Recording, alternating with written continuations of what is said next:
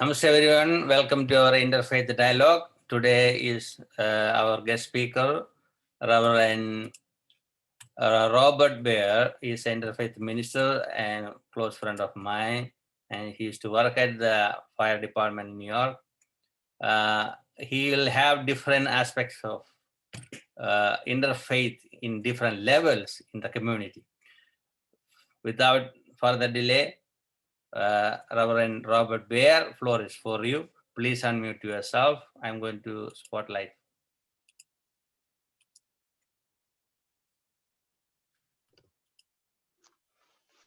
Guruji, thank you. It's a big honor.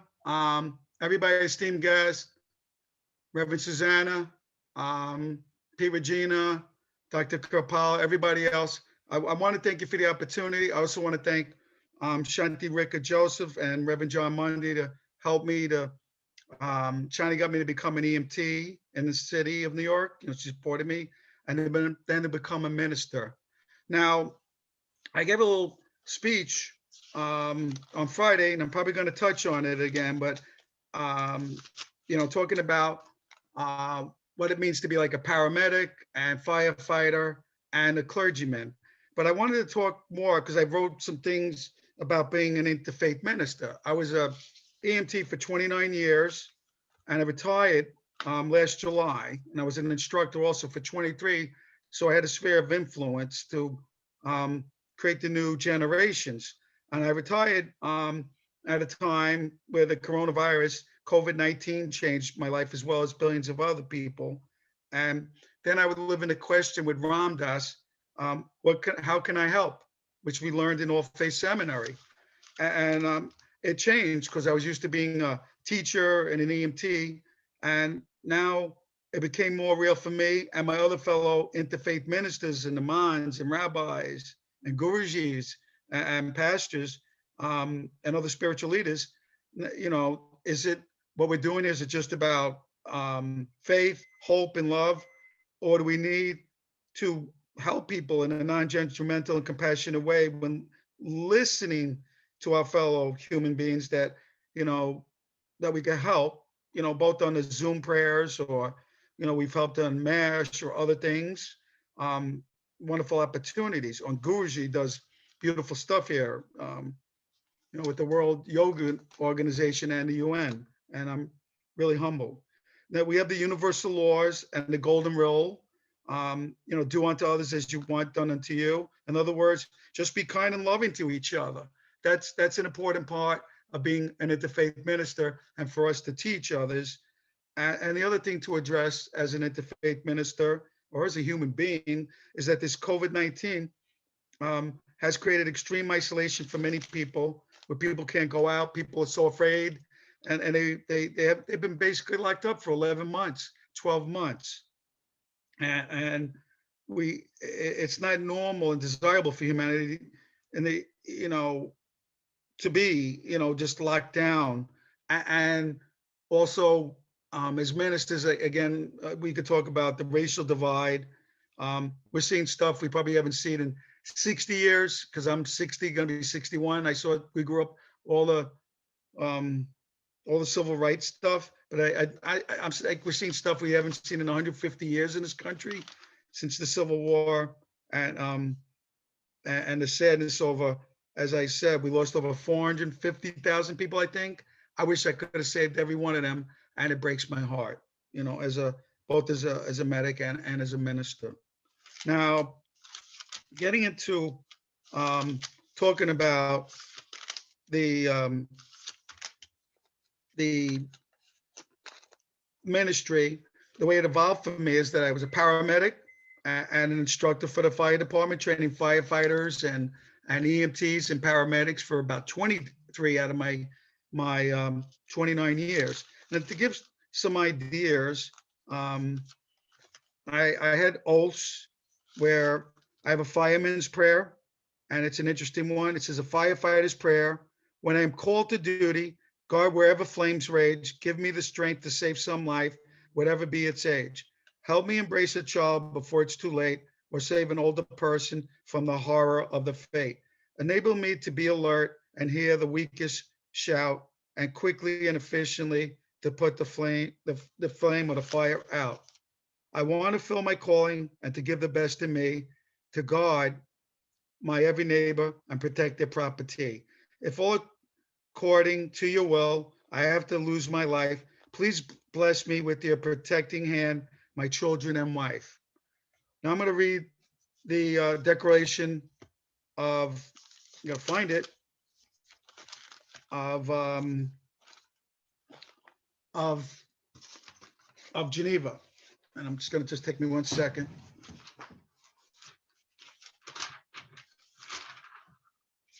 Now, the Declaration of Geneva is an oath that we read, and here it is.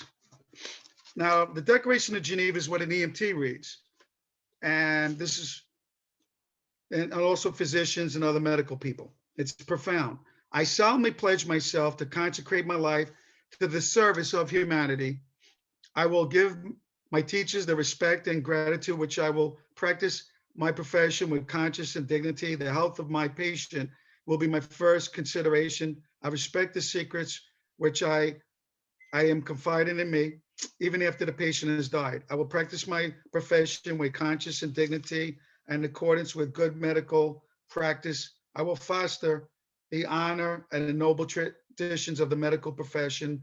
I will share my medical knowledge for the benefit of the patient and the advancement of healthcare. I will tend to my own health, well-being, and my abilities in order to provide care of the highest standard. I will use my medical knowledge, this is very important, to not violate human rights and civil liberties, even under threat. I make these promises solemnly, freely, upon my honor. Very profound. Now, the other is about the firemen have a code of ethics. So as we, as paramedics, to maintain the highest level of professionalism and behavior to preserve the public trust. The firefighters use ethics. This is very important.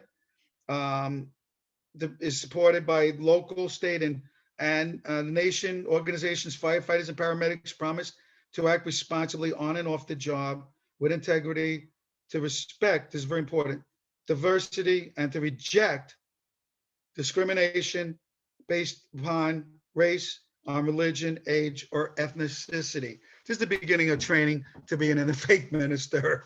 You're doing your ministry, and it's really as a medic trying to save lives in New York, and it's the ministry to keep the profanity. We're saving lives as ministers spiritually, and as EMTs, you're doing more medically.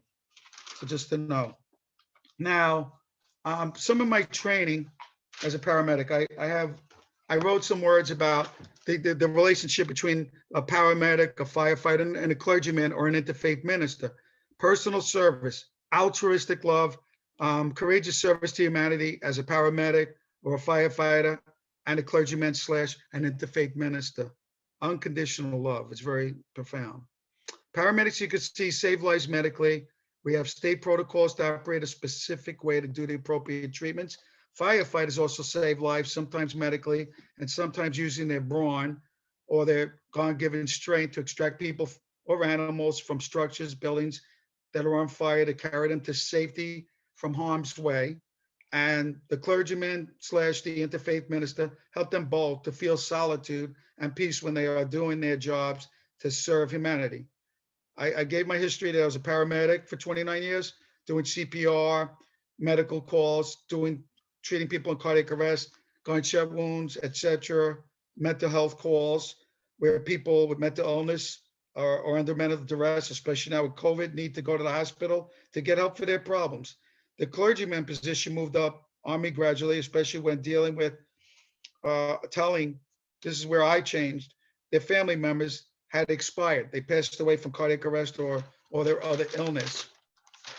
I had one call in 1992, 1993, when I was on the job, maybe about a year in East Harlem, and a young mom passed away at 38, 40 years old, and from cardiac arrest. And she had a teenage son, about 14 years old. I had to tell him that his mother passed away after our efforts to save her life. And he started to run around and throw himself deliberately in the wall, banging his head and bodily, brutally hard. I was afraid you can see my focus changed. I was afraid that this 14-year-old young man would hurt himself seriously. I hugged him and went flying with him into the wall, trying to protect him from himself. I told him the news with compassion initially and sadness, and I expressed my sorrow for his loss. He could not handle it. I tried to preserve his life, his safety from his reaction, his grieving for the loss of his mother. I, I tried the best as myself to be very empathetic and kind. I've seen other people tell family members, um, well, your family member's dead. Have a good day. We tried the best we could, and they walk out, no empathy or real compassion, and that's not what our job's about as an EMT or as an interfaith minister or a chaplain, to tell people that their family members passed away. You have to comfort people. I give this young man unconditional love, empathy, and compassion for him to get over his pain. I tried. This is where interfaith ministers can learn to deal with real, raw human emotions and help other people. These type of calls move me closer to becoming an interfaith minister. And another call that moved me closer was a fire standby in 1995 in the Long Island City area in Queens near Steinway Street. Firemen, as I said, are very courageous men and women who run the buildings on fire, running into the unknown to serve and protect, as they did in New York City where I was, just as paramedics also do, and policemen with these fire, and as we go in with our fighting brethren. We were stationed around the block on a standby, and after 15 minutes, we got a call, and they said there was a fireman and down, and they brought firefighter Pete McLaughlin to our ambulance on a Stokes basket. That's to carry his lifeless body. And firefighters doing CPR on his victim/patient because of a mattress that was set on fire deliberately. My partner, Dave Edick, and I pulled a stretcher to put the firefighter on it, doing compressions and ventilations. And we put a defibrillator on him to try to shock his heart, no avail. And other higher trained medics tried to put a tube down his throat, and his airway was burnt and singed severely. We could not. We still tried to ventilate him and do CPR. And we took firefighter McLaughlin to Elmhurst Hospital, where they pronounced him about after initial contact with him, when I tried in vain and the other co-workers tried in vain to save his life. Paramedics and firemen are like ministers, interfaith ministers. We try to save lives first and properties, and the second in municipalities, as New York City and any other big area or small area in the country and around the world. And firefighter McLaughlin was actually murdered, we found out later, because a person had started this fire. I tried to comfort my fellow workers and firefighters on this call. It's a terrible tragedy to see a former U.S. Marine, a great firefighter such as Pete, to lose his life in service to his fellow man. That's why I say he's like a minister. It's a different, and there's different ministries, and we're all connected. I tried to comfort my partner, David Edick, because he was also a volunteer firefighter himself, and near Rockaway, Queens. And the job then, because they realized how bad our call was, they sent us a critical incident stress debriefing team to debrief us, to clear us, to talk about what we had gone on, to reduce the level of stress that we were under at that time. The shock of losing a coworker, a hero, a do-gooder, is tragic, and it weighs on you. Your great training, and still do nothing to save firefighter Pete McLaughlin's life. I just try to support the living, my coworkers. That's why we need more clergymen. Actually, interfaith ministers come from the ranks of paramedic, firefighter, police officer, and other civil service jobs. And as I see, including myself and other firefighters and policemen, et cetera, become clergymen and interfaith ministers, or move into chaplaincy to serve their fellow workers in different capacity, serving God and maintaining a camaraderie with their former co-workers. And also know there is positive things about paramedics and firefighters. We deliver babies. I've either assisted or brought 3 kids and cut a couple of cords when they came out. This is a beautiful thing. And then we also help take people out of unsafe environments, broken homes, sub-freezing temperatures, 0, like we've had, to get them a warm meal and not prevent them to not freeze to death. And sometimes and other medics, we buy people meals off the record, and we just try to make sure that they're eating something.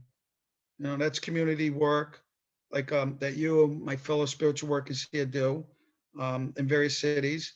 It's wonderful clergy slash interfaith minister training to do this type of work, as it changed me and has had good results. I've had plenty of mental health calls for motion disturbed people. We bring people to the hospital. We met some were clergymen also working moonlighting, and they have MSWs, Masters of Social Work, or clinical social workers. They help integrate these people back into society, maybe get training, job training, give them a better mindset, help them heal. So they're healers too, and they're doing it in two capacities, mentally and spiritually. And one medic to know said to me, like 29 years ago when I started, in like in 1992 when I got in the field, that the job will drive you either to drink from what you see, or it'll drive you closer to God. And this is the best dynamic for the relationship between paramedics, firemen, um, policemen, and clergymen or interfaith ministers. Choose life, choose God as your co-pilot, even if they call it a codependency, so be it. And it's a healthier way to live in this world, in my opinion. Amen. And and I talked about becoming a teacher, teaching people. There was a big responsibility. Teaching them the emergency medical and trauma calls, patient assessment, the extrication of people out of cars, and radio skills, and to learn how to study better. But I agonized at 9/11, where we lost 343 firefighters and paramedics, and I agonized also for the 2,600 people that died just trying to, do another day's work, and they went endlessly to work. I worked in the morgue to do what we call DOAs, dead on arrival moves. I moved one chief back to Bellevue so he could go back and have a proper funeral with his family and members of the fire department.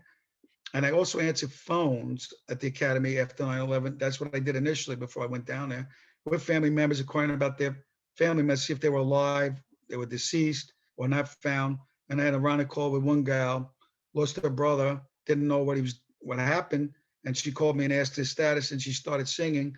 And I got very moved and very emotional when she did. I said, that helps you make you feel better.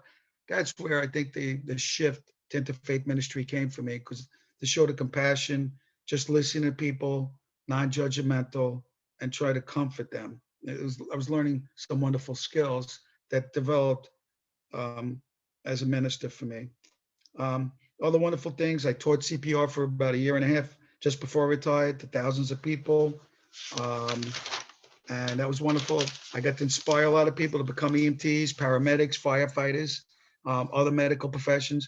And if they want to talk about being a minister, I talked to them. My partner at the CPR unit was also a minister, so we used to have a lot of interesting discussions. I try to also help where I see I'm going back, that even I retired and I agonized over COVID, that we had one of my best friends, Idris Baer, passed away from like 3 weeks after I physically left the job in March of last year. And that broke my heart because I knew him for almost 30 years. So I went back trying to comfort the other workers. And I was a minister already because I got anointed in 2019. I tried to comfort them with him.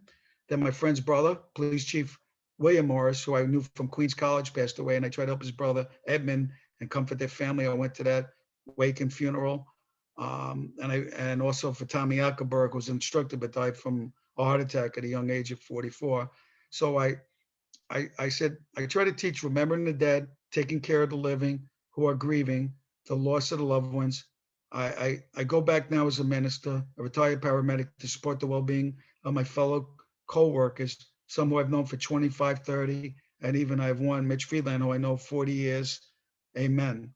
So there is a dynamic and a track that I discussed once, and I'm pleasured again to talk, that you could come an interfaith minister getting wonderful training on the job, both as a paramedic or a fireman or a policeman, or you could be a corrections officer, court officer, state court officer, and you could learn in your heart, if you have compassion for people and you really care about people, you could start your ministry there, and then eventually, with God's willingness and your willingness and ambition, that you can become an interfaith minister too. And I appreciate this.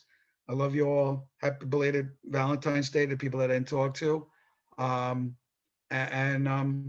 It's wonderful how you can integrate your skills from one job as a paramedic and firefighter trainer, etc., and empower people and become an interfaith minister, and to teach people faith, hope, and love. And it's very profound to share that with people. And you really know, and you start using those three things, that wonderful 4-word letter, love, God is love, um, and to share that with people, I think is a blessing. Thank you. God bless you all. So that is wonderful to hear. Last year also you gave a talk. This is my question. You Yes. born in a Jewish family, Yes. then you became an interfaith minister. Yes. How do you feel from your tradition to the interfaith minister transition? What changes happen in your personal perspective? It's a wonderful question. I still love my faith, but I'm open to other faiths. I've gone to churches, a Unity church I identify with, and I actually saved somebody's life there once. The Unity Center. There's a Reverend Joan that came through our seminary, All Faith Seminary, and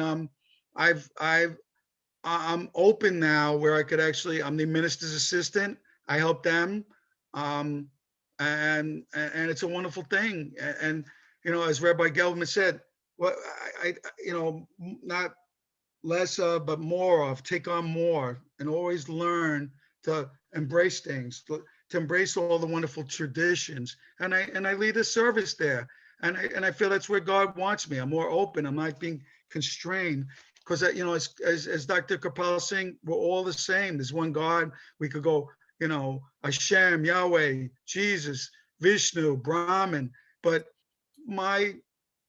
both my as a paramedic and my training as an interfaith minister and all the thing, I see people are the same, and your love of people comes through, and you become very humble that you could go to other venues, and in the bigger picture, if God wants you there, you be humble and you say, yes, I know you want me here right now. I'm going to leave a service. I mean, I developed wonderful public speaking skills, doing my training as an EMT, but to be asked to speak in front of a church and lead a service is very humbling, because you have to look not inward, but outward, 360 degrees around, and there's a lot more. God is infinite, and that's what I've learned. And you want to give love, be open to all the religions. I had wonderful training in Queens College. I have a degree in political science. I had a wonderful professor, Mislaw Manali, and a Rabbi, Ben Zion Boxer, and Tom Bird, who did the Catholic, and Manelli was from a Jewish background, but he was part of the Polish Resistance, and I think he kind of lost his faith in the Holy Spirit. But I learned the different things, and I think that started me the inquiry about religion. I love religions, and that you could serve and meet people and love people and heal people, and it's not just one group. I mean, Judaism has wonderful things, but it shows that they're all connected. You have Amanda Reef and Reverend Grin Appleberg that do MASH, and CWA, the prayer group for COVID, I think is so profound. I became a recording secretary. I don't think I would have been open for this 10, 20 years ago, but my mindset changed because I know, both as a medic and as a human being and becoming a minister, that you have to, there's so many problems and you need to help people. And us with the open hearts, and you have to protect your heart, but you have to open your heart as you do, like in yoga, Guruji, Right. and your spirit, you have to share, and for the love of humanity, you have to share your love to help it. There's certain people we're empaths, and then when you get called out to serve God, that you have to love everybody. Everybody. I always say we put on our pants one leg at a time. Kidding around, and we're all one. We're one, like you have a Christian song. We're all one in spirit. We're all one here for our love. And I sing that song also. I sang that in All Faith Seminary.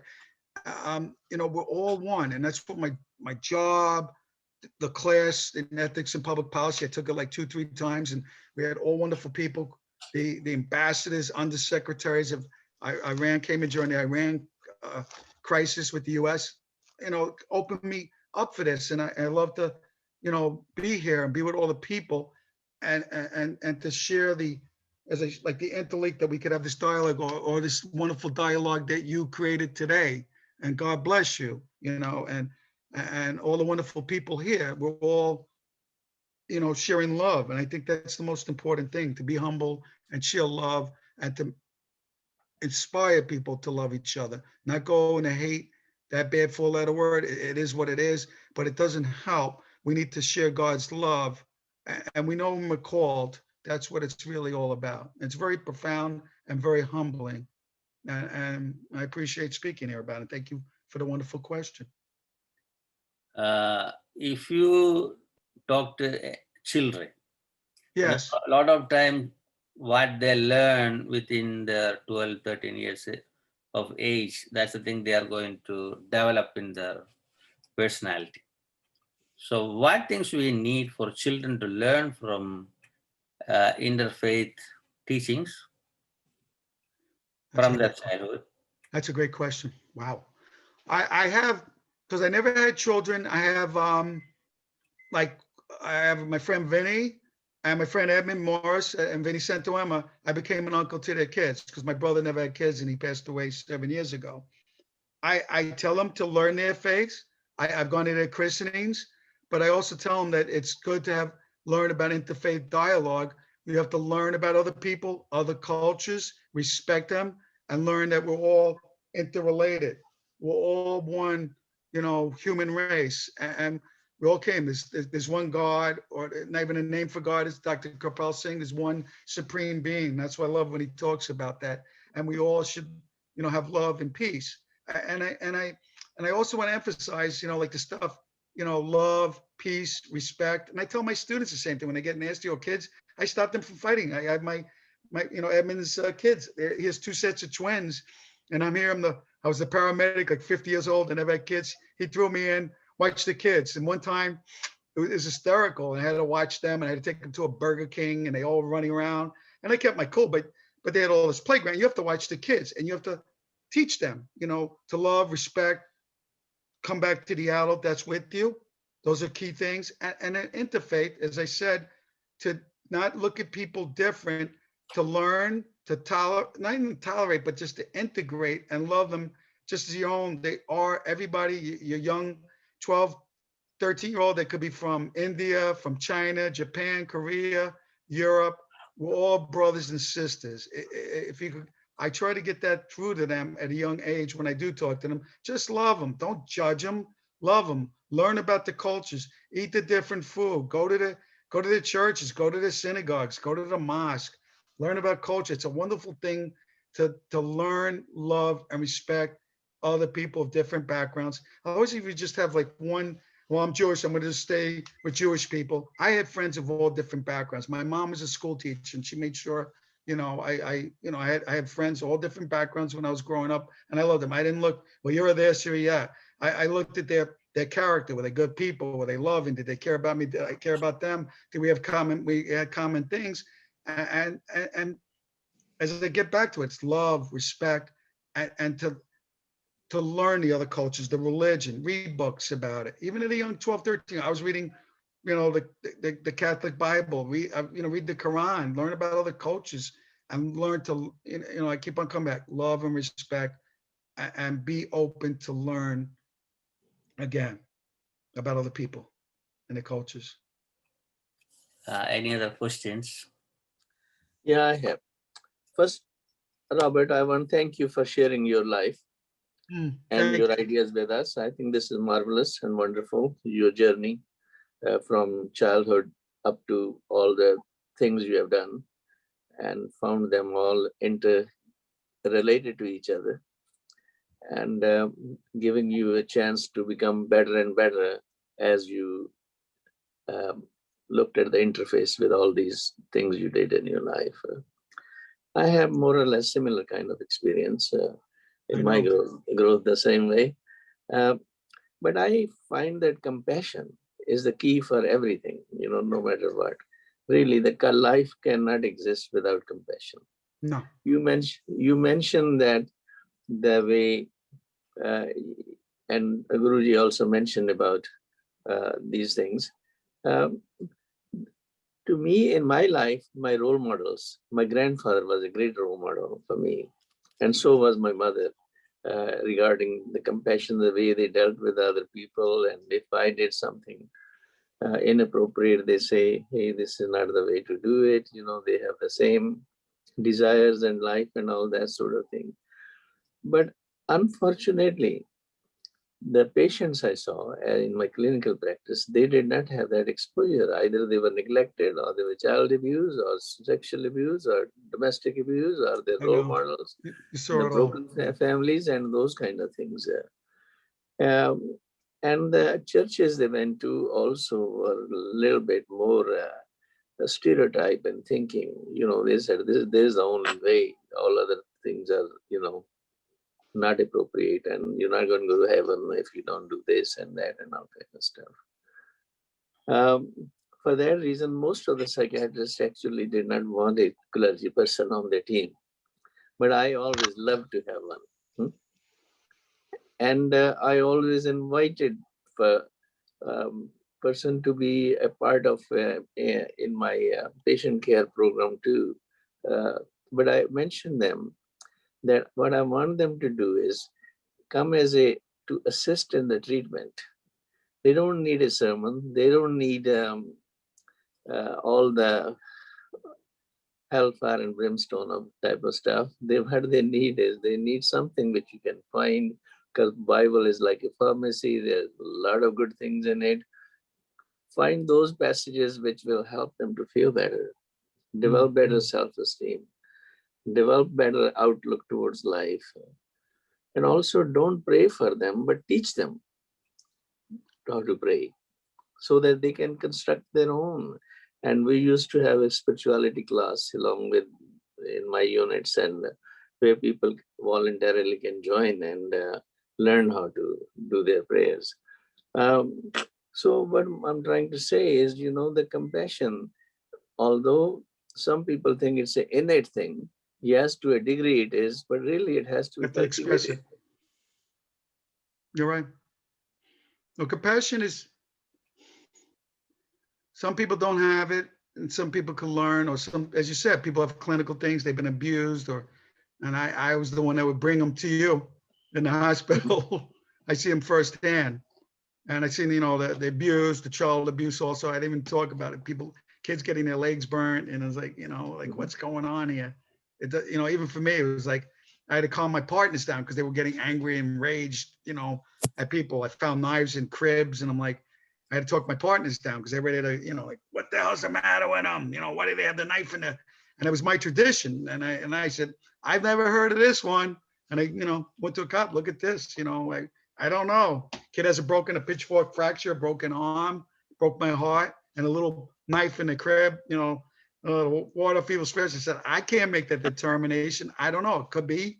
Maybe it's someone from Russia that, you know, I didn't know, wherever they're from. But I had to protect the child. I mean, I have a sworn duty, you know.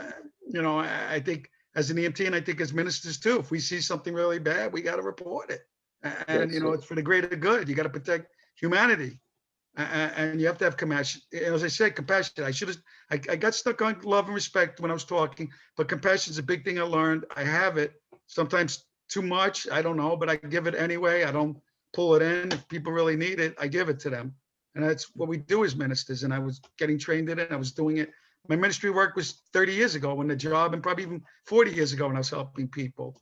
But, you know, the world needs compassion. And when you do your work to get people involved, you know, as a spiritual leader and seek, you know, your religion, and as a psychiatrist, a doctor, you're a healer. And when you have people, it's a wonderful therapy you're putting in, and just getting people involved in life. They're serving other people. They're helping. Their problems don't seem as big. They're not obsessed mentally about their problems. I do that too. I try to get people involved. You know, I have friends, I'm not saying names, and their parents are real rough for them, even at my age, you know, a little younger, 50, and they're self-doubting. I said, you could do stuff, fantastic stuff. You've had people beat you up, and I'm not judging you, but you know, your mother did this to you and still doing it to you, and you have to separate yourself from it. And I know it's not easy. because you're serving them, you're taking care of them, you're doing your elder care, you're doing the right thing. But you need to protect your heart too. You know, your heart chakra is, as Dileep would say, and you know, also, you know, and become a better person. You deserve the best. I do that also. And it's a wonderful therapy that you get people involved in community work to do other things for service. They take their minds off themselves. They realize, like I always said, I didn't say it, but the work I did was God's work. So is ministry, and the EMTs, paramedics, cops, it's a ministry. You're doing God's work. You're protecting society. And us as interfaith ministers, we're protecting society too. And we work a little bit different. I'm not doing a broken arm anymore, splinting them or stopping a gunshot wound or bleeding or childbirth. But we're protecting them, and we do it spiritually. And you're doing it spiritually too, which makes you very profound. And you know, you're healing them. You're healing them on multiple levels. And that's what we could do as interfaith ministers. And you know, as the books that we had in All Faith Seminary, the Ram Dass and all these things, your awareness. You expand it so it should be the size of like the World Trade Center or even bigger. You know, Yeah. you know that you have tremendous awareness to serve and be willing to always expand your awareness to help mankind. Yeah, I want to salute you and the people like yourself, essential workers, firefighters, and EMTs, paramedics, and all nurses and social workers, and all who really, without their care and without their compassion and without them bringing the patient to the appropriate places like ER or units where I worked and all that, or the outpatients, you know, we could not do the good job. So the good job begins right when you first time meet the person or in the critical situation. The treatment begins at that level, and bringing them safely to the clinic where they can receive further advanced treatment. But really, it begins with your first contact with the patient. Yeah, we have a very profound job, and I always tell you know, the patient care, how you talk to them. You're like a minister. You have to be calm, smile at them, love them, and they're not going to be. They could be spewing some stuff. They're not going to be shaking it. Thanks for coming down to help me, and you have to love them anyway. And I train my workers, you know, they co-workers, be unconditional. Don't get mad. They may spit at you. They're not going to be, you know, happy-go-lucky all the time. Some will be glad to see you, and others are going to be, they're in so much pain that they're writhing. They're not thinking about you. They're not thinking about their families. They worry about themselves. Am I going to survive? Am I dying? You have to be honest with them if they are. You know, you can't say, you know, you're in a critical situation right now. We're not supposed to, oh, you're going to be okay. Meanwhile, they know, and we have to be straight with them. We have to keep integrity and communicate where they're at. If they are conscious, you know that as a doctor. Another thing I had to do was, you know, I not only treated the patients, but I also had the staff so that we can talk from the ups and downs and the reactions and counter reactions that take place. If you don't do that, then the staff cannot function properly. You know, they have their lives and their backgrounds, and also it's very important to have that openness too, with confidentiality available. My job, it's getting better, but I went on my job. I don't usually talk about it. Even a talk, when I did the initial talk a few days ago, I didn't talk, but I watched 3-4 paramedics die within like 2-3 months. They were killing themselves, suicide. Great guy, this guy, Rodney, another fellow, I'm not gonna say his name. He was my age, 32 years old. I worked with him. 3 days later, he was dead. I don't know if he took a painkiller or he took himself out. And he was a, you know, a full paramedic. He was above me. I was a rookie. And then I'm going to his funeral like 3 days later. I parked my car. I lost my car. I was so distraught because I watched his 32-year-old father, 3 kids, gone. I think he took himself out. You know, he took some medication, or he may have something wrong with his heart, or he may take him more. I'll never know to this day, but he was gone. And we had 3 or 4 in our station because I was up in Harlem and East Harlem, and a lot of medics were dying. They off themselves. You know, some of them, you know, just like cops, they get a gun and they shoot themselves under the chin or whatever. And that's how I even lost my friend, Police Chief Bill Morris. He went to a cop that shot himself under the chin and you know, cleared her head out. And then he got COVID and he died. This guy was healthy from day one till like 61 years old. And then he got COVID in Bellevue, trying to tend to one of his offices, and he died. And I went to check his brother because I was very good, you know, with the family. I've known the family like 40, now it's 42 years. So last year I went to the funeral. So I you know, An interesting thing was in my community where I worked, I saw several ministers, several people who did not want to be seen to be going to a psychiatrist, but I did see them in my off time or otherwise in other situations and all, because their main complaint was, we have no one to talk to. Everyone wants to seek counseling and help here and there and all that. I don't have one to talk to. My bishop or higher person, that's not available for me. Colleagues are not available. We're afraid to talk to them because of,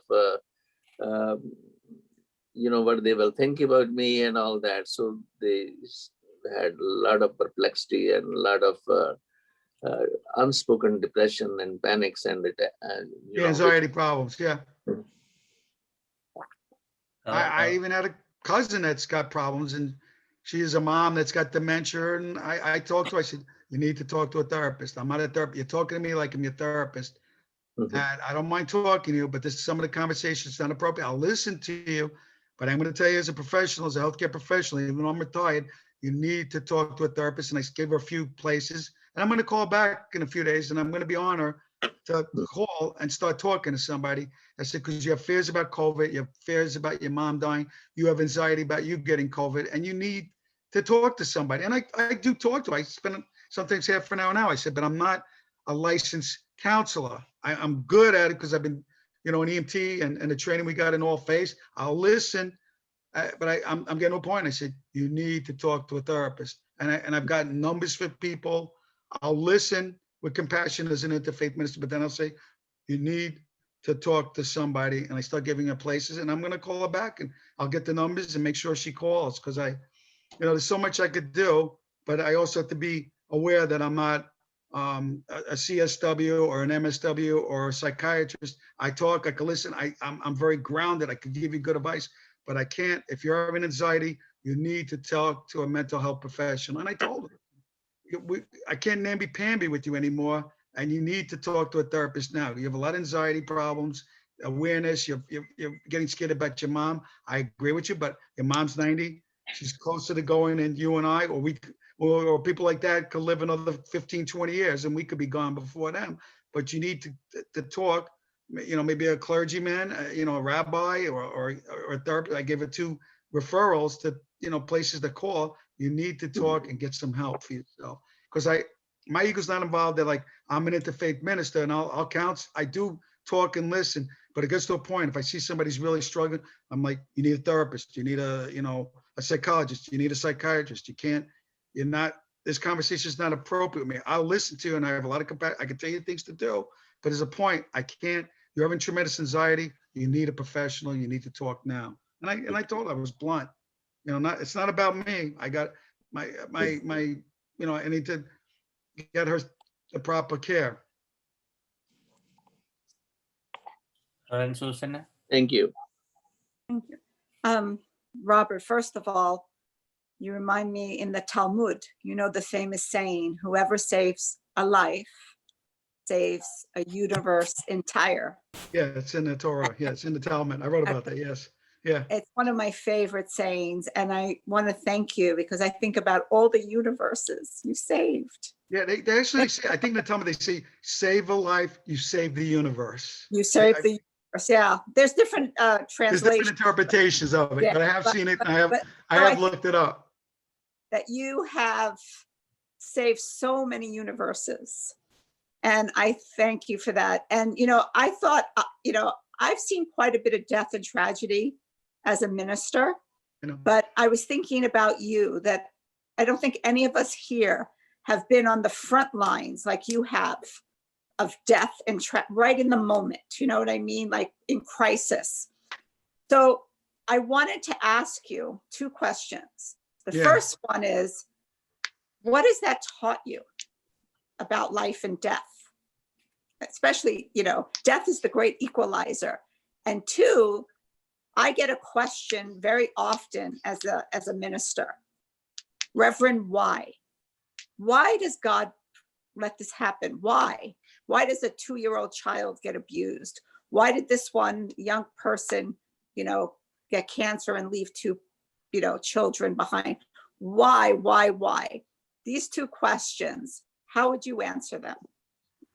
It's hard. I try to say that God's not sitting here like a marionette pulling the strings, and these things happen. They're part of life. And they're sad, ironic things. And these things happen. Things happen. There's certain lessons to learn. And I try to get them also in a spiritual aspect. These things happen, and maybe to talk about being spiritual beings. And a lot of people aren't going to want to hear that at the moment. Or there's an afterlife, and people aren't going to hear it. So I got to comfort them. I said, you lost a loved one. I agree. It's terrible. For a young one, a 2-year-old, or all the way this young 14-year-old, like flipped out when his mother died, and probably would have killed himself or broke his head open if I didn't grab him, because I went flying with him all over that room. I mean, it was like a crazy football game, and I knew he would have broke his head open, and I was taking a lot of physical shots. I didn't take it personal, but I knew he lost it. You know, he was mourning his mom, and it's raw, and you got to see where people are at, and sometimes God, I guess I could say maybe God has certain things, and he's going to call it. We'll all call back to different times, and we can't control it. There's things that are encoded already that we don't understand, and we get called back, or our children get called back before us, and that's a big tragedy. And you got, and it's a big it's a big tragedy, and you have to show compassion. And I know I could just imagine. You could say, I know your pain, you know, and they're like, how do you know? Did you ever have a kid? You can't do that. Then they're gonna blow up on you. They're gonna blow up on you. Like, who are you? Actually, Robert, Rabbi Gelberman gave me the greatest answer without me asking the question, and I'm going to share it with you and everyone here because it really helps. I always say that the best answer I've gotten is from a rabbi who lost his in the Holocaust, his daughter, his young daughter, his 2-year-old daughter, his mother and father, and 9 of his brothers and sisters in the Holocaust. And he would ask, why God? Why God? Why did you let this happen? Why did you let millions of die? And he said at one point, he stopped asking why. He thought, that is a question for which there is no answer.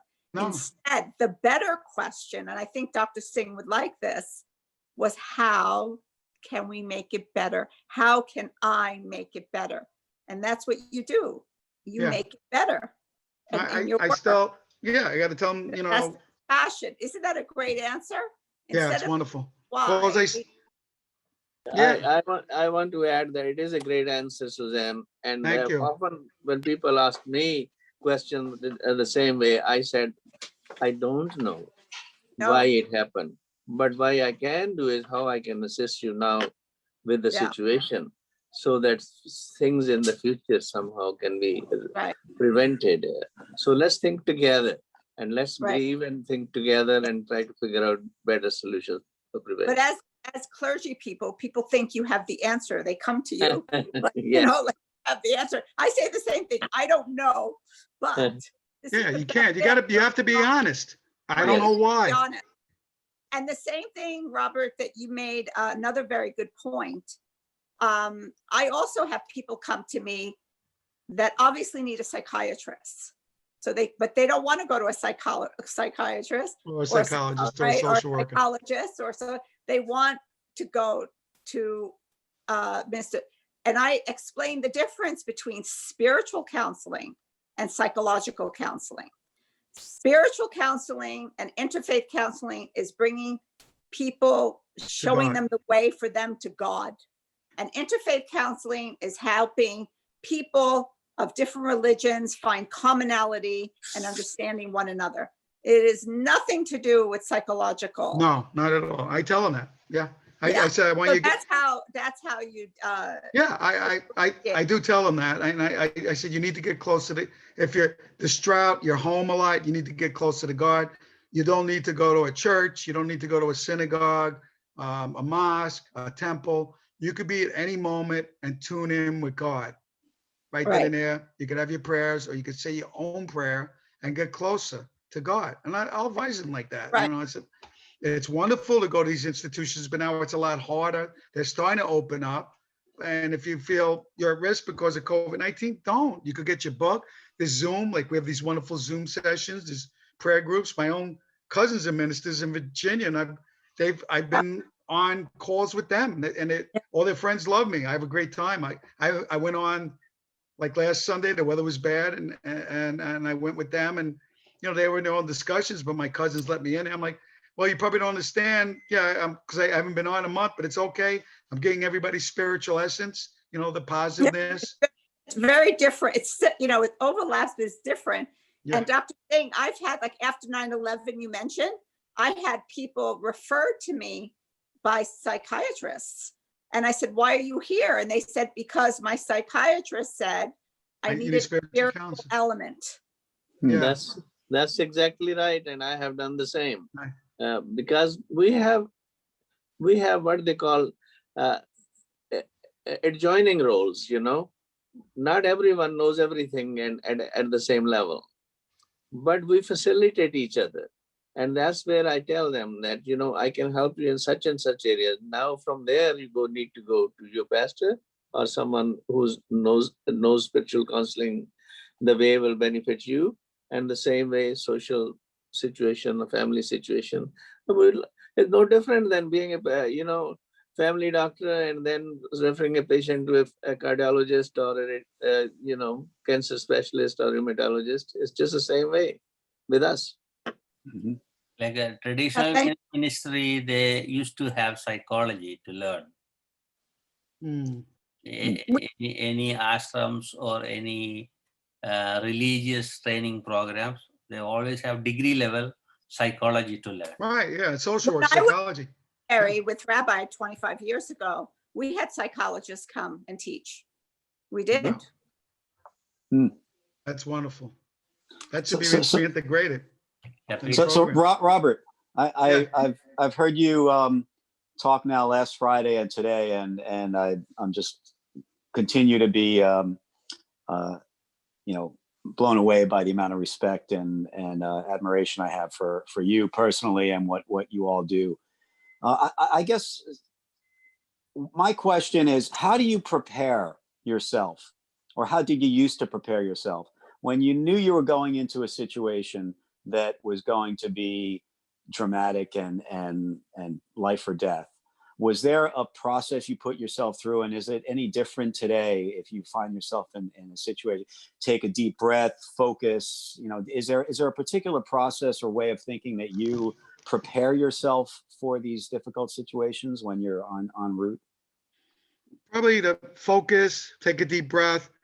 I'm working for you, God, Lord. I'm here to serve you, and I'm going to try to help these people to the best of my abilities. I'm trained very well. I'm a compassionate person. I'm here for them. It's not about me. And sometimes you walk into things, you'd be shocked and appalled. And I still had to react from my training to do the job. I knew, and I think I was doing a lot of spiritual trainings, healing, things from Japan already when I was 30 years old, when I started my job about 30 years ago. And I would go in like, I'm here to help you. I'm a healer. And I'm going to do the best thing. I want to comfort you. But I had maybe a little different mindset. Some other people was like, well, it's a job. All right, come on, step up in the bus and let's take you to the hospital. And, and then some people would complain, or I'd see the guy that's like, well, your family member died. Have a good day. And we're later. And I pulled the guy over and I'm like, what's going on? This could be you. It could be your family. He said, for the love of God, no pun intended. But I said, you got to have more compassion or something, or you're in the wrong thing. You can't just your family member died. I'm out of here. Good luck. Have a good day. I'm like, huh? So did you feel it was a spiritual alignment going in? And there's two pieces. There's like the getting ready, getting prepared for not knowing what you're going to see or have to deal with. Right. Yeah, and then there's the processing after the fact as well, that you have to take care of yourself and remain balanced. Right. There's a spiritual aspect I took to go and serve. I had certain people guide me like that I'm trying to serve people. It's a different mindset because I was in business before. And then you're changing, it's not what you're going to get from the situation. What could you bring to the situation? How can I serve? Like we learned from Ram Dass, how can I help? So most of the time I go in with that mindset. And sometimes you'd be shocked and I'd be like, oh my God. But, you know, I keep my mouth shut, or, you know, just try to be professional and keep on doing what I got to do. I wouldn't get mad at people. Some people, EMTs, would get mad and a little hostile towards patients. I don't, sometimes I get a little mad, but I wouldn't take it personal. Try to forgive them. Remember that they don't feel well. They call for help, not to be your best friend. You have to have, you know, and take a deep breath. And then sometimes you have to retake a deep breath so you don't, you know, get overloaded. You could have a lot of people hurt, and you got to focus and you got to look around. And at the same time, you got to protect yourself and your heart so you don't get destroyed. Because you see, as I said in my thing, I had somebody said, a lot of guys will become alcoholics, or they were doing a lot of drugs. I saw that stuff around a little bit. The late 80s, early 90s, people were doing a lot. We had a lot. I was working when it was crack and it was free flowing. I was in the AIDS epidemic. I saw active AIDS. People don't see that anymore. You know, the pneumocystis carinii, pneumonia, the lesions. Nobody sees that. They haven't seen that in 20, 25 years. I had to wrap them up. They were, you know, excrement on themselves. Try to still be compassionate. Not, you know, the smells. You know, now I'm talking about it. I can't remember the stuff, or the 9/11 smells. You don't forget it. And, you know, and sometimes maybe you have to even talk and get help yourself, or talk to people, or we had the firefighter kill. We had the debriefing team. They came in and talked to us because they knew it was a really terrible call. My partner took it worse, and he was driving, but he knew it was a fireman, and he was a little younger than me. I was 6, 7 years older than him, and he got overloaded from it. And even other paramedics, they didn't know what to do. I was still trying to do CPR on this guy, but I knew it was thankless. I didn't care about the thankless, but it was helpless. He couldn't get air in his chest. I still tried in vain, but I knew he was gone. But I tried my best to do something till we got him in the hospital, and still tried.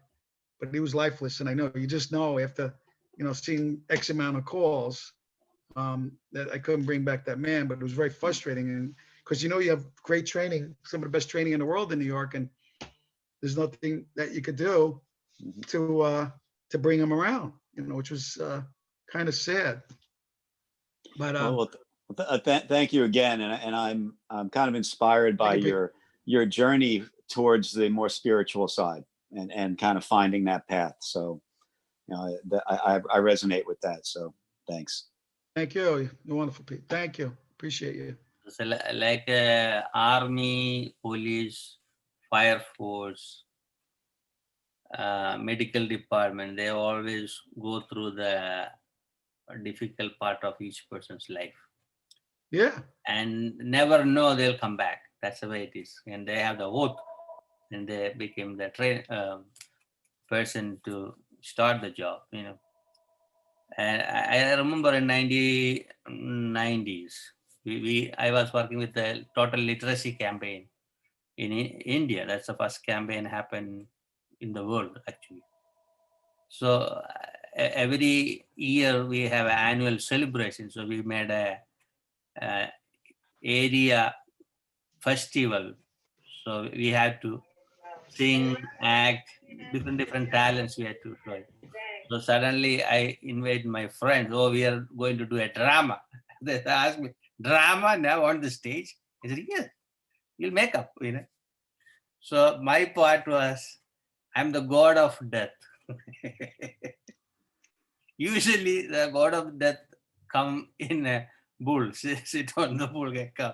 So I took my bicycle, went to the stage. Just make a joke, you know. So people ask questions. So I said, I'm going to sue the God. So they asked, why you want to sue the God? I said, God created us, right? Yeah. Now God made me as a god of death and giving me all the crappy work. Because I had to differentiate people, right? And some are innocent people. I had to give the death to them. There's a punishment. And they're innocent. So I said, God, you are fired from the stage. You make jokes like this, you know. So we don't know the karma philosophy. According to Hindu philosophy, everything related with the karma, the cycle of death and birth and all the stuff, you know. Even we talk about God, that's the only thing we talk all around the world, only about the God, nothing else. You think how much time is spent to talk about God in the world? Number one is God. Still people cannot explain what is God. No religion can explain what is the God. It's very hard to explain. It has to be experienced. As I say, experience and the way we express. That's why I always say godliness, the way we act, that's the way it is. But still we don't have the control. And when we go to the deeper level in theology, there's no God. And people get scared. And we cannot teach people that because they will mess up their mind. So we need the God for people to make them to get the balance. Everything with the positivity and everything with the negativity. We need positiveness and the negativeness. Otherwise, nothing will be balanced. So we face the problems in our life to learn ourselves. A lot of time I see very, very innocent people, they go through struggle. And those who are educated, they see they are innocent, they laugh at them, they enjoy the situation. And they put more problem on them. In different situations, even court or police, on the street, even. But spiritual being is supposed to decrease the situation. That's the way minister is supposed to do.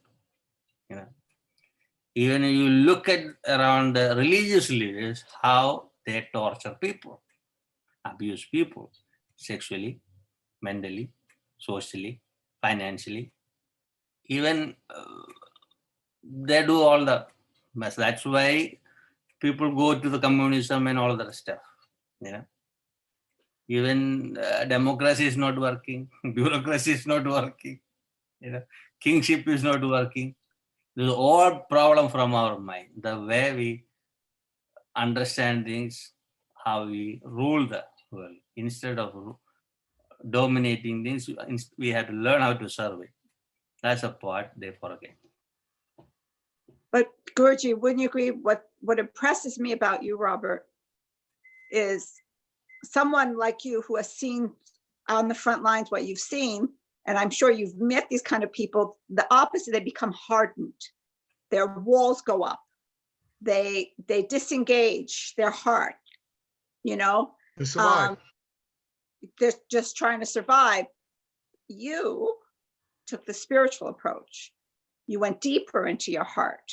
You went deeper into your spirit. And that's spirituality. It's the choice we make. And Guruji, you're right. I've met a lot of religious leaders who they're cruel, you know, and they do absolutely heinous things. So it's not about what you do, it's how you do it. With, you know, do you choose love? Or do you choose cruelty, indifference? You know, like we can make a list. Do you choose kindness? Do you choose to help? Or do you choose to make things worse or be apathetic? And Robert, that's your great gift, is how much you care. And I have a question for you. Like, so you, all this, you've made that choice. We see that in you. And one of the things I love that you say that is so important for all of us, no matter what we do, it's not about us, right? Right? Yeah. It's not about us. Yeah. Not about us. No. You know, melt the ego, as Osho would say, melt it, melt it, melt it. Not ego. It's not about us. But I'd like to know, with seeing so much death and suffering, what is the greatest lesson, personal transformation that you have learned? What have you learned about life and death? Life is very fragile, and life is like that movie, Life is Beautiful. It really is beautiful. It's up to you. We all decide.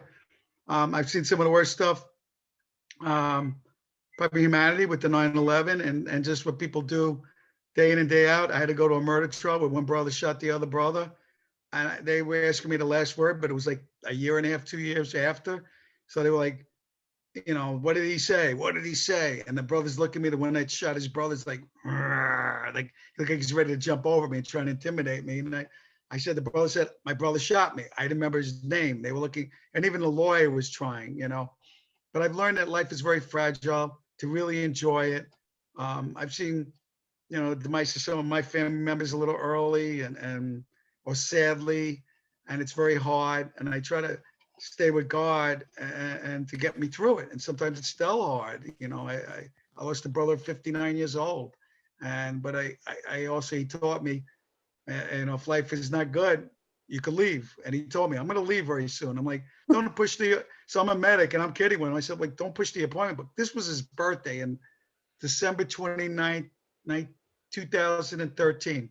By January 4th, my brother died. When cardiac arrest, he left. He had a lot of health problems, heart problems, mental problems.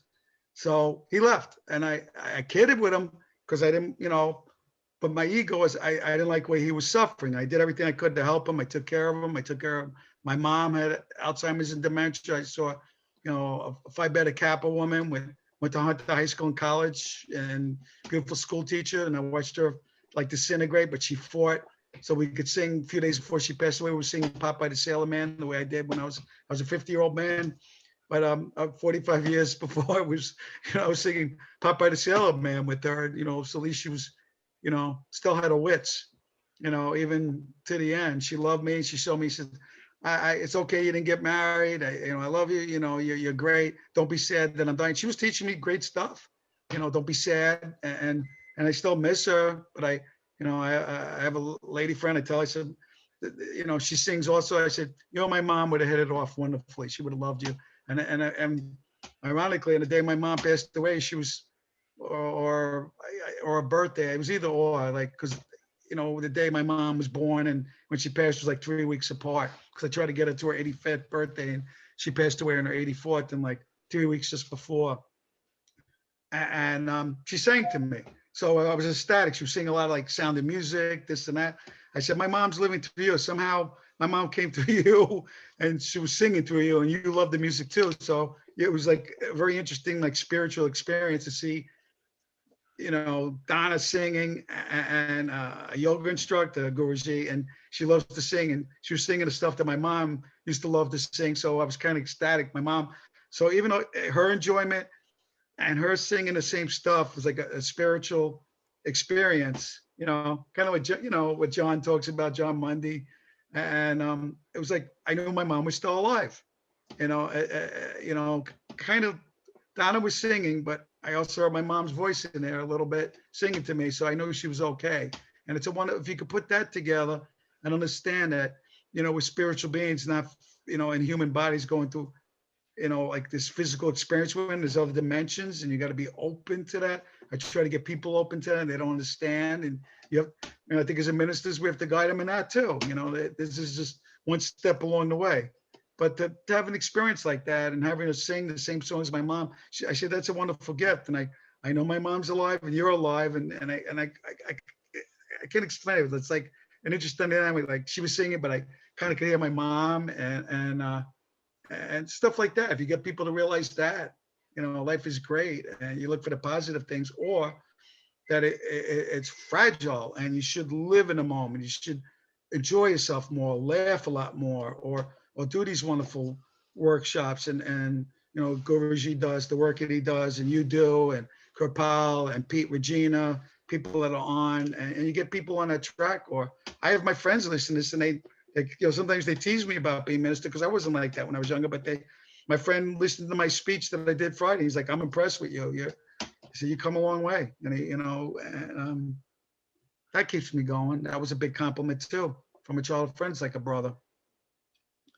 It's interesting because I have discovered that a lot of people who are very spiritual have been through horrible tragedy and seen the worst, many like you, Robert. Yeah. If they go through the spiritual process, right, Guruji, they come out saying, life is beautiful. Okay. Yes, it's fragile, but in that fragility, it's sublimely beautiful. Yeah.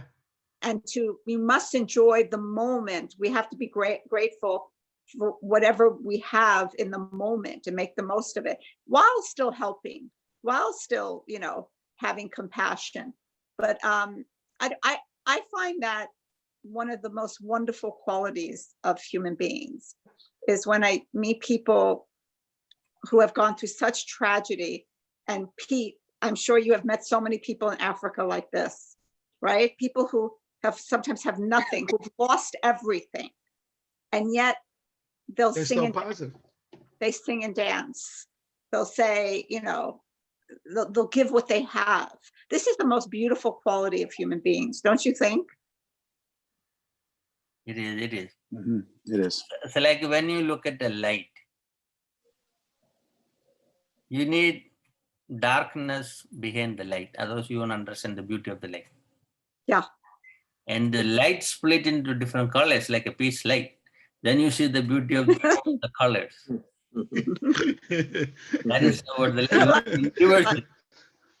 And what happens when all the different colors swirl together? Right. That's a very. It becomes white. Otherwise, universe One light. create different creatures in the world. You know, it's a I very want- different. I want to talk a little bit about, share with you my work as a ER physician. Can I call you back about half an hour? Are you home or? Yeah, but Someone- hey, I'll be getting myself moving soon. So yeah. Yeah, go ahead. Everybody, I'm going to have to jump off here in about 10 minutes. So just a quick Hey, heads up. Peter, you said, what do you do when you're meeting this difficult situation? In my particular case, Mhm. as a ER physician on call, as well as, you know, in the outpatient clinic, I have to say a short prayer to recenter myself. Even if I may say just, you know, God grant me the serenity to accept things I cannot change, courage to change the things I can, and wisdom to know the difference. Mm. Or just gracious God, let me do the best I can under the circumstances, guide me. Or in between the patients, because I still have lingering ideas going on from the previous patient I've seen. Mhm. I take a break, and in that I do a little brief meditation to clear my screen so that I can do the justice to my next patient. So it's Mhm. kind of different strokes for different folks. And even for the Right. same person, it's not, may not be the same thing. But I use spirituality as a way for me to recenter and to deal with these situations. I haven't had that much experience as Robert has in the front line, but as a ER physician, I've gone to places where a person has been barricaded and the body is full of maggots and stinking and all those kind of things. And Same thing. Yeah. sudden arrest, you know, cardiac arrest, and dealing Yeah. with those kind of things, and acute asthmatic attack in the patients, you know, or acute pain and all those sort of things. You just have to keep your head together, otherwise you can't deal with those things. And that's where the spirituality kicks in for me. Yeah. To recenter. Thank you. Yeah. Doctor, Yeah. Thanks for that. Dr. Remy. Namaste, everybody. My apologies for arriving late. I just got off teaching a class, so I quickly jumped on as fast as I can.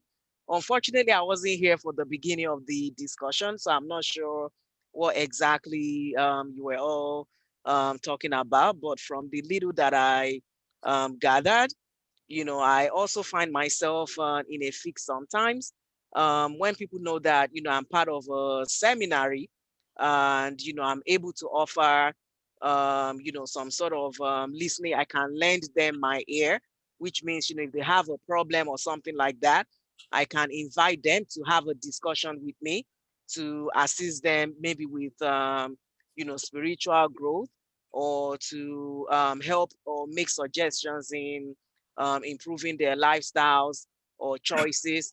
But at the same time, I think under normal assumption, like everyone else, where you know, it's many people think that if we offer such services, that we're, you know, psychiatrists or psychologists or social worker. And I actually just this past weekend was, you know, I had a neighbor who came to visit me, and you know, I don't want to go into the details of what, you know, we were discussing, because I promised them that it would be confidential. And you know, they told me that they needed a psychiatrist, but at the same time, the 3 hours that we spent talking together, I already helped them, you know, that what they would have spent 6 months or a year or longer trying to achieve, because for the last maybe 10 years or so, they've been trying to get to that point. And in 3 hours, just sitting at my coffee table in my kitchen. We had, I listened to them. I did not judge them. I offered them at least some sort of hope and guidance on maybe several choices that they previously made that they can improve on to make themselves better. And he said, I have to tell you that in the 3 hours that we've spoken, I've actually taken 10 years of baggage off of his shoulder. And I was like, wow, many people at my seminary always ask me, do you have your own ministry or counseling service? And deep down in my heart, I don't know how to offer those for money because it's so natural. I've been doing it for such a long time that, when I see someone that has a problem or is in a situation, I know that God bestowed on me certain gifts and talents that I can share or use in impacting other people to tailor them to the right path. But looking at it nowadays, it's like, now that the job market is not that rosy, maybe I can consider some sort of, I don't know, It's funny. maybe, but, I would feel so guilty that, I can do something, but at the same time, I don't want to place, monetary value on helping people.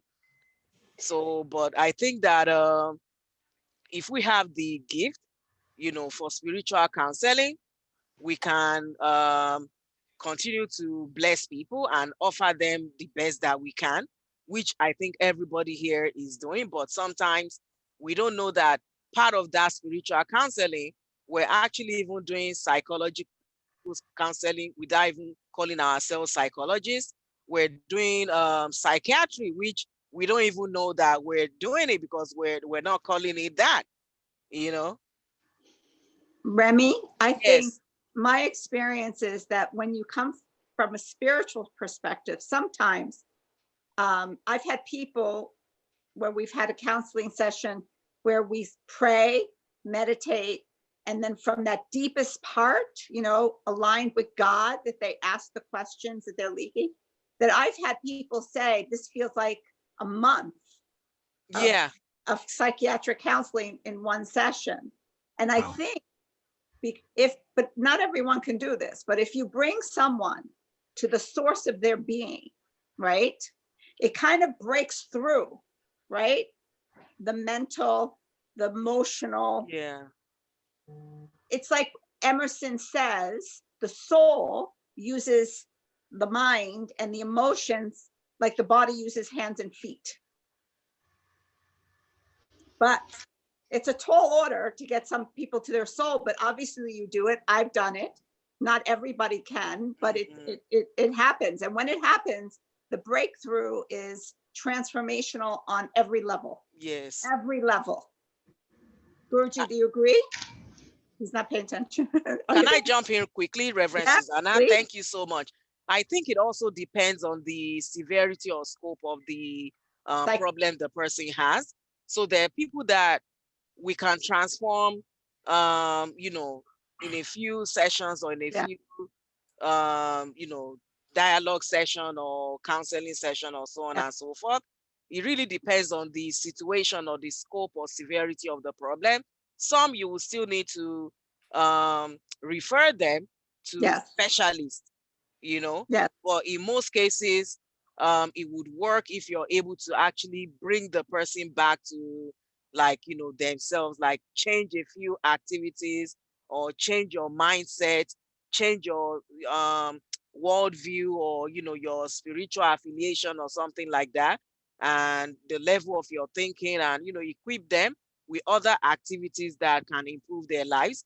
But sometimes it's beyond what spiritual counseling can do, because sometimes some people may confuse spiritual counseling with psychological disorder or some psychiatric problem.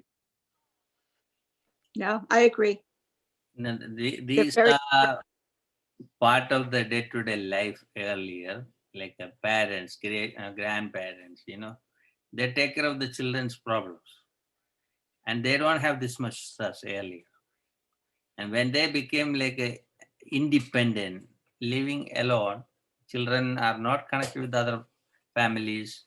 They are living in an apartment. They don't have space. They don't have something to think, educate themselves from natural practices. They're stuck with the video games, and their style is different. And this create more psychological issues. I think so. Food, what they get, what they learn, and they're in a different mode now. When Ravi mentioned, seems like you carry the baggage with the people's problem. I carry a factory of problems. Not just the baggage, but the entire factory. Not only one day, years and years. And my mom was like this, you know. Everybody come and bring their problems to them, and we had to remember all this stuff, right? When they talk, we had to talk in their space. And it's a lot. And they don't think we need our own time. You know? Mm-hmm. Even night, people call and text or WhatsApp. That's a big problem now. I give the number, and some people have to call me for events, you know, and they share with other people, and people WhatsApp. You see, ding, ding, ding, every night. This is the way it is. So, and very hard to charge people, you know, because we grew up in different way. Yeah. This is not a business, because it's a gift. God Right. gave us a gift. We had to keep it as a gift. That's the way it's supposed to be, you know. So let us see what we can do. In our level, we try to bring up, share with people. But it's true, when you are clergy, people come to you and will take hours and hours of your time. You know, they will tell you all their problems. Mm-hmm. They will tell you things they will not tell even other people and other Yeah. families, They Yeah. trust you. Yeah. right? Even if we give some solution, they're not going to follow those solutions. They have their own way. Because we know if you do, okay, this paper, apply for this paper, it will be fixed within 2 weeks. But then won't do it. They will ask same question 10 times. That's the way it is. It's very hard to handle. So we have over 385 people are watching the program. Wow. So I want to ask Reverend Robert, what is your message today for people? What's my message for today for people? Because Rami came on late, is to the importance. Like Rami, we're talking about, I was the paramedic for the New York City Fire Department and an instructor, and I've trained firefighters and EMTs, and I became an interfaith minister about 1.5 2 years ago. The key message is that we're all the same. Maybe came from different families, different backgrounds, but we're part of the human family, and we need to instill interfaith. It's so important to have people get along together. We're all interlinked, like I'm doing like a chain with my fingers, and we need to have more love, respect, and as Dr. Kirpal Singh keeps on reminding me, compassion, which I said earlier, and you have to have compassion and teach people compassion. How? And a lot of people don't know how, because they have their own ideologies also. They have their own problems. But if we could get through to different people, help them heal when people die, because you're running a ministry and a seminary, and we need to encourage people to look for the good things in life, and even in the worst of times, to heal people, heal ourselves. We have to make people aware they got to protect their hearts, and to inspire people that they think they're just this, that there's a lot more to them, and that they can become, both in service to God or humanity, to their own families, the significant others, and as interfaith ministers, we can help people in terrible loss of their loved ones, and we can't say I don't know why, like it happens, and I have to help you mourn your lost one, but we also have to deal with life. You, your family, your children, your mom, your dad, whoever else is alive.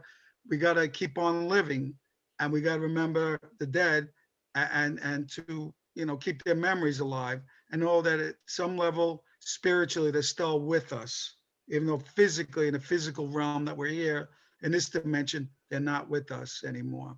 And to learn still peace, and the key word is love. It's a 4-letter word. It's the best 4-letter word out there. And that's the word we gotta teach, because that's what God is. God is love. And any religion, any background you're from, that's a universal law in all religions, that God is love. And that's what we need to empower the world. Thank you. Thank you so Thank you, much. Guruji. Thank you. Thank you, Reverend Robert. Thank you. Everything streaming now. I'm going. The one is recording. It will be on YouTube very soon. I just working on all other. This is going to be on YouTube. Okay. Yeah. I just put 10 video clips from last 2 weeks. I had to Okay. put some more, and so people can watch.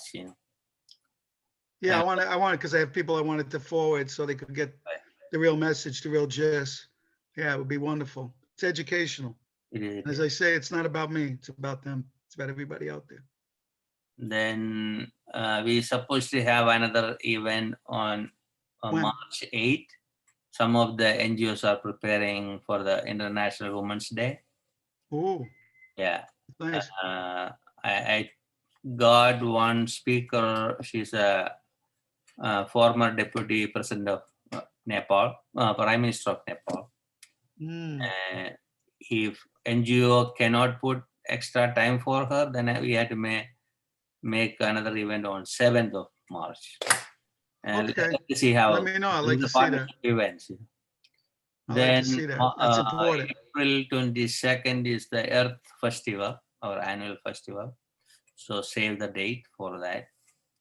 Then June will be so many yoga day events from like last, I know this month we did North American, South American, European, like different events.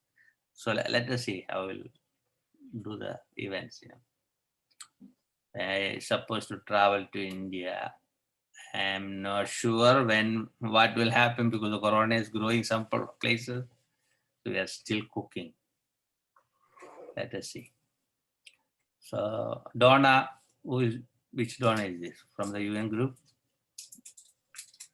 Donna. Who? I saw one Donna. Yeah, she's muted. Muted. And unmute yourself. Unmute and start your video. Gabriel, are you still in the exam or? I think so. Yeah, I think so. Okay. Oh. So anyway, so we'll meet next week. Yeah. Thank you, everyone. Thank you Thank so you, much. Robert. God Thank you for the bless you all. opportunity. God everybody. bless you, Robert. Thank you, Reverend Thank Susanna, you. Dr. Remy. Thank you. Bye, Thank you, Guruji. everybody. Bye, Remy. Guruji, Hi, thank you. everybody. Thank you. Bye, Gabriel.